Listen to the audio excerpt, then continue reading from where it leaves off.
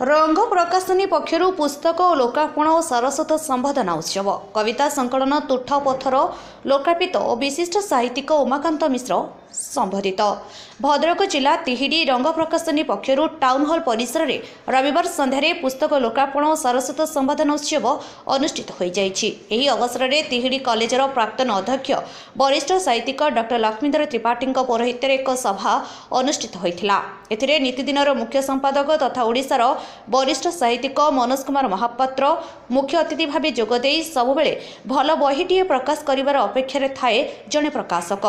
प्रकाशनर सार्थकता सेतबेले जेतबेले बहीटीए पाठकादृत हुए बोली मत व्यक्त करथिले। मुख्य वक्ता भावे फकीरमोहन स्वयंशासित महाविद्यालय अधिस्नातक ओडिया विभाग मुख्य डॉक्टर संतोष कुमार नायक और समीक्षक भावे विशिष्ट आलोचक तथा भद्रक महाविद्यालय ओडिया विभाग मुख्य डॉक्टर अभय कुमार दास जोगदे तुठपोतर सर्वमय कर्तांकर एक सौंदर्यमय शिल्प सांप्रतिक काव्य तुरंगरे तुठपथर एक सार्थक सृष्टि बोली मत व्यक्त करथिले। सम्मानित अतिथि भावे समाजसेवी पार्थसारथी नायक जोगदे वक्तव्य देथिले। एही अवसर में तिहिडी सरकारी हाईस्कूल सहकारी शिक्षक तथा कविदेव किशोर दासंक प्रथम कविता संकलन तुठपथर को अतिथि माने लोकार्पित करथिले। एही सभारे वर्षियान साहित्यिक तथा कथाकार उमाकांत मिश्र को प्रथम रंग प्रकाशनी शाश्वत सम्मान में सम्मानित करा जायथिला। शिक्षक तथा कवि सुभाष दास मानपत्र पाठ करथिले। कवि देवकिशोर दास निज पुस्तक संपर्क में आलोचना देथिले। प्रकाशक राजेश कुमार सेठी स्वागत भाषण प्रदान करथिले। कवि विप्लव रंजन पति अतिथि परिचय कवि कृपा सिंधु महांती अतिथि मानक मंच आह्वान और धन्यवाद अर्पण करथिले। तिहिडी संगीत महाविद्यालय अध्यक्ष सुधांशु शेखर नायक और छात्री माने बंदे उत्कल जननी संगीत परिवेशन करथिले। श्रुतिस्मिता जेना स्वागत नृत्य परिवेशन करथिले। एही सभारे तिहिडी अंचलर बहु साहित्यिक कवि समाजसेवी बुद्धिजीवी और छात्र छात्री माने उपस्थित थिले। शैवालिनी जेना संजीवनी जेना देवश्री अन्यना दास देवज्योति दास चंदन कुमार जेना आझिओलिनी सेठी चिरंजीवी साहू ज्येष्ठाराणी बेहेरा अर्पिता सेनापति प्रमुख कार्यक्रम परिचालन में सहयोग करथिले।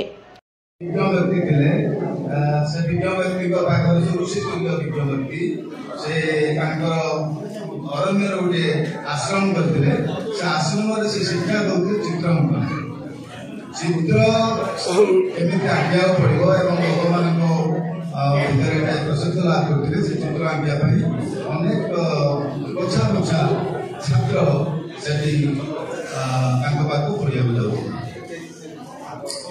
एवं किसी गोटे ग्रुप छात्र पढ़ी सारा से गोटे एग्जामिनेशन परीक्षा से जो 10-15 जन थे छात्र गोटे परीक्षा है से परीक्षार गोटे सब्जेक्ट दिगला से सब्जेक्ट दिगला कौन ना गोटे बहुत सुंदर प्रांतर पड़िया से गाई गोरु चलुवे एवं अति सुंदर भाव में घास सबुज घास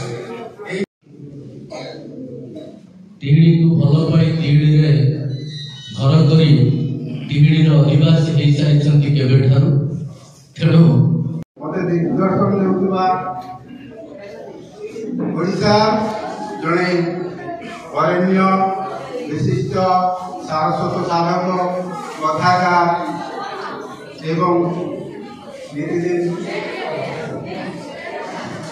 तापरे मो सब लेखि चले जते अधिक अधिक हैला फेसबुक रे लेखि निश्चित अनुभव करते मत भल बात लोक के समस्त पाखे कृतज्ञ भगवान पाखे चिरऋणी मत बहुत भल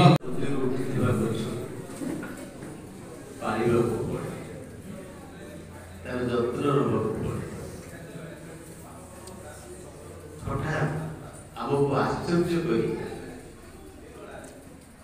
जड़ाबदल स्थान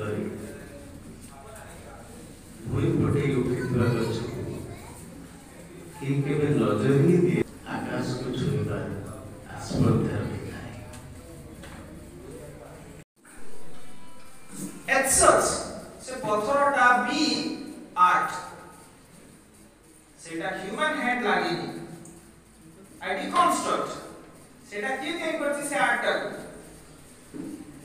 ऑलमाइटी गॉड प्रकृति तेणु से जो पत्थरटा तैयारी हिची मूर्तिटा को जति आमी तैयारी करछि ये पत्थरटा को निर्दिष्ट शेप नहीं आछि ना से तुठ पत्थर ताको किए तैयारी